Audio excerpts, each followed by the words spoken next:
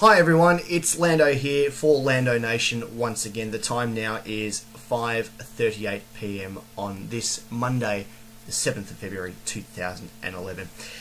If you are looking for hard-hitting journalism today, you're not going to find it. As you can hear, my voice is a little croaky, my voice is a little sore and deeper than normal, as I've been out celebrating with some good friends in the city for a Super Bowl party. Now, I've been a fan of American sports for the last 5 years or so, or particularly big fan of American sports. I seem to have tired of your Australian English sports like cricket and footy and whatnot. Granted, I actually did umpire Australian rules football for 6 years, and I still love it. But no, it's more about the American sports. Just the spectacle of the games themselves is absolutely fantastic. And of course, Super Bowl 45 this year didn't fail to deliver. Once again, it was watched by millions of viewers all around the world. And of course, we had hundreds of people packed into the turf bar down in the CBD, which was fantastic. And I was actually able to share that with some of my friends who I discovered recently also shared an interest in American sports. Guys that actually been going to school with many years ago, had gone to school with many years ago rather. And it was just fantastic to be able to meet all these people who shared a common interest. Many expats, of course, from America and from Europe. A lot of backpackers as well came in to watch the game. Of course, played between my team, the Pittsburgh Steelers, and the Green Bay Packers, who soundly defeated the Steelers 31-26.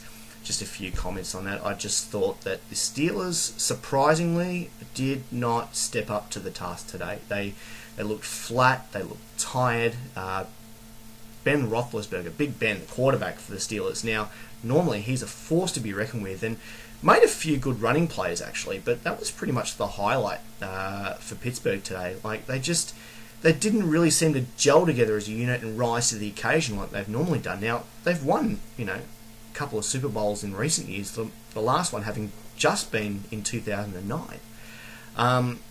But I've got to give credit where credit is due. The Green Bay Packers looked a solid unit out there today, and normally I'm quite critical of Green Bay's quarterback, Aaron Rodgers. I've actually never seen a quarterback sacked so many times in a regular season, but geez, he was just unstoppable today. He just did a sensational job. And his running backs, of course, were just on fire. They just knew where to go, and their team just looked fantastic. They blew them away in the first quarter, and then Pittsburgh sort of managed to claw their way back, but there were a few critical errors in there as well. They gave away too many penalties in the first half. That cost them a lot of yardage. And what can I say? Congratulations to the Green Bay Packers, who are actually my second favourite team. They did win, and they won very convincingly. And although my team, the Steelers, lost, hopefully we'll be there next year. But regardless, I will be going to another Super Bowl party, because to be able to share something like that with your friends is absolutely sensational. And if you haven't watched a Super Bowl, I thoroughly recommend you do at least once, because you really get to appreciate a big sporting event like that. It's just amazing. The atmosphere and the history behind it. It's fantastic. So get amongst it for sure. It's Super Bowl. It's fantastic. You've got to get caught up in the fever. But anyway, what else has been going on in my part of the world? Really not that much. Apart from an interesting excursion out to a Chinese restaurant on Saturday night. Of course, it was part of Chinese New Year, and I think we just sort of forgot about that when my fiance and two of our very good friends headed out on Saturday night. Well, not to say forget about it, of course, but we were pleasantly surprised as a whole restaurant was treated to a lion dance by the Chinese Youth Society of Melbourne, which was fantastic, and really, really sort of opened us up to the celebrations and festivities of Chinese New Year. Like, you see all the colourful footage on the news and in documentaries and things like that, but you really can't appreciate it until you're up close and personal with it. And let me tell you, the fact that the lion is actually moving through the restaurant, it's about as up close and personal as you can get. But it was fantastic. It was great to get involved. Of course, you made a donation to the Youth Society by placing a single note, a single banknote, doesn't matter how much it is, you just put it inside the red envelope and you feed it to the line. And if the line is receptive of your gift, you will receive luck and prosperity and wealth for the rest of the year, which is always nice.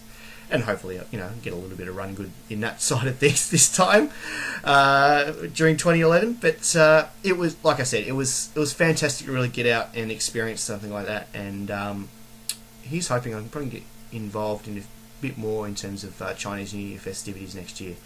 And by the way, to all my Southeast Asian friends, Kung Hei Fat Choi. I hope I pronounced that right. I'm not too sure, but you get the gist. Happy Chinese New Year. And that's about it, really. Apart from the fact that that Saturday night as well, I actually started work at 11:30 PM. I went down to the Boutique nightclub in Paran for a fun casino event.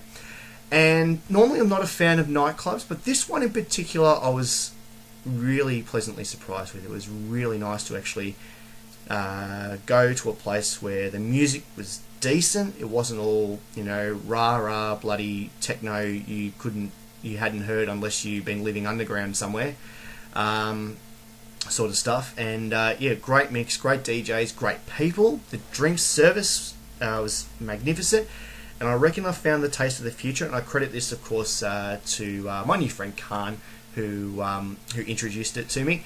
It is vodka, lime, lemonade, and it might surprise you a bit, lychee. Now, it's not actually lychee. No lychee's in there, but I think it was a lychee liqueur or a lychee flavoured vodka. I'm not sure, but let me tell you, ladies and gentlemen, this drink will absolutely knock your socks off.